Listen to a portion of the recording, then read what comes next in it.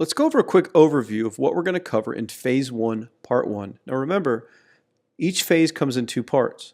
The second part will come on Thursday, so this is the first group of lessons for Part 1. The overview. We're going to start to lay the foundation for competitive intelligence. You're going to start to learn some basic methods and techniques to start figuring out things about competitors. Now we're going to begin to start answering those questions that I referred to in the methodology video. All those different things we would love to know about a competitor, and the more that we can answer, the easier it'll be for us to make money from having that data.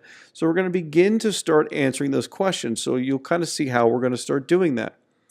I'm going to go over the Magic 17 markets and niches. These are my favorite markets, pretty much the only ones you really need to research. It covers most of the activity online.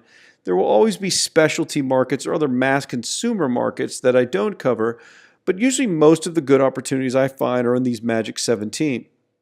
I'm going to teach you how to do some domain recon, how to do some domain research and look at the records of domain names and why it's helpful and why you need to be doing it for competitors. We'll also go over site history and begin to learn what I call a company's marketing evolution, looking at where they came from, kind of what they tested, changed, and how they evolved, and what they're doing today. By looking at the history, we can learn so much. We can learn from their mistakes. We can learn and see, what copy may not have worked or what prices or even what products. And we can see what they're doing today. And hopefully if we can put everything else together and we figure out they're making money, we can figure out why they evolved and we can learn from that and often find great opportunities within that itself. And so it's important to know site history and how to find it and how to analyze it.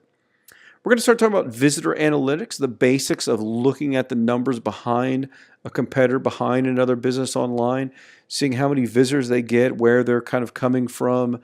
And, again, the next thing will be visitor demographics, we've talked about briefly before. So we're going to start going into both the analytics, just the raw numbers, as well as the demographics. Who are their visitors? Where do they come from? What do we know about them? Do we know what age they are? Do we know, what zip code or at least what country or city they're from? What can we find out about them? So all of that is important. So we're going to start figuring those things out. I'm going to show you a powerful image search method that you can use for a lot of different things when it comes to competitive intelligence. This is a really fun, cool thing, and I think you're going to like it a lot. We're going to talk about how to find their employees or outsourced workers. This is valuable for a number of reasons. One, you can kind of figure out how big their team is, and that tells you a lot about how their business is running.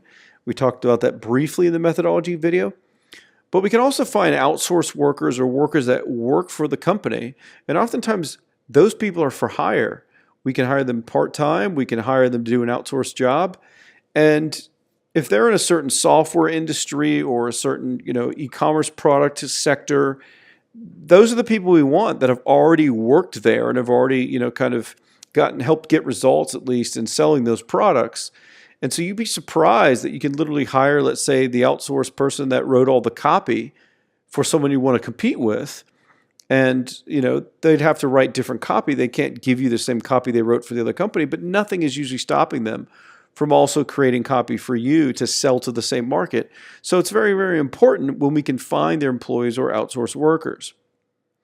I want to talk about website and traffic acquisitions. This is a little bit out of order for the class curriculum, but I want to hit you with this up front because I want you to start thinking about this because it's very, very valuable. And when we get to that lesson, I'm going to explain and give you a little case study for a client I worked on and why that, I believe, is the future of online marketing, or a big part of it, and why you need to be considering that method of what I'm going to talk to you about for your business, either present business or anything you get into in the future. We're going to talk about some Google Alert methods. You may have used Google Alert before, but there's some very powerful things you can do to gain some competitive intelligence and have Google automatically emailing you every day when it finds things that meet your search criteria that you put into it. As soon as a new web page is out on the internet that meets that criteria, it's very, very, very powerful.